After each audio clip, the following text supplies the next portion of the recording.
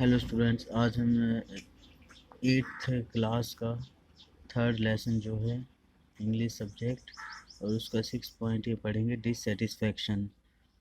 Dissatisfaction means होता है असंतोष। 1835 to 56 education in India was in Persian and Sanskrit. Bharat में शिक्षा फारसी और संस्कृत में थी।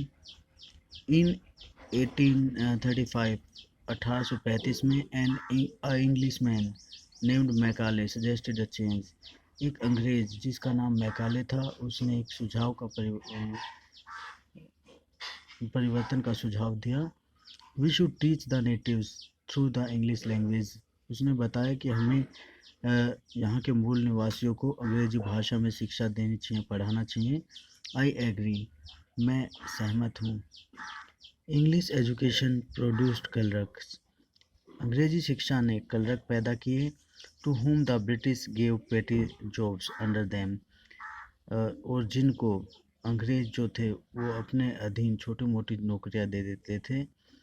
इंसिडेंटली, संयोगवश, it also produced a new generation of intellectuals.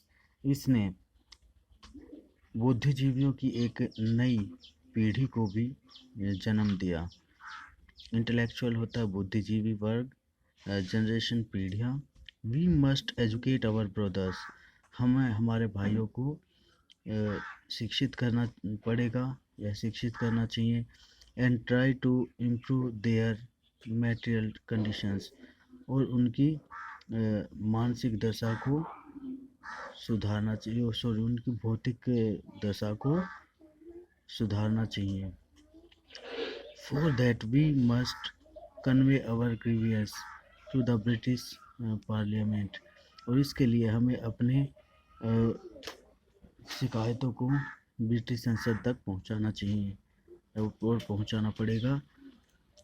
By 1856 1856 तक the British had conquered the whole of India. अंग्रेजों ने लगभग पूरे भारत को जीत लिया था। स्टेट्स, ये जो येलो कलर में है, ये भारतीय राजाओं के अधीन जो स्टेट्स थे वो हैं।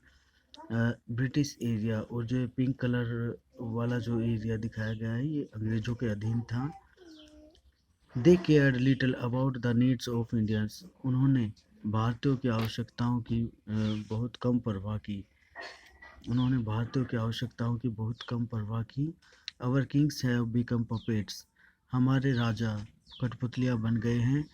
And we have lost our old jobs. और हमने अपनी पुरानी नौकरियां खो दी हैं। एंड लैंड्स, और ज़मीन भी। They are converting our brothers. वे हमारे भाइयों का धर्म परिवर्तन कर रहे हैं। You only talk. तुम केवल बातें करते हो। Do something to drive them away. उन्हें यहाँ से निकालने के लिए कुछ करो। Thanks for watching.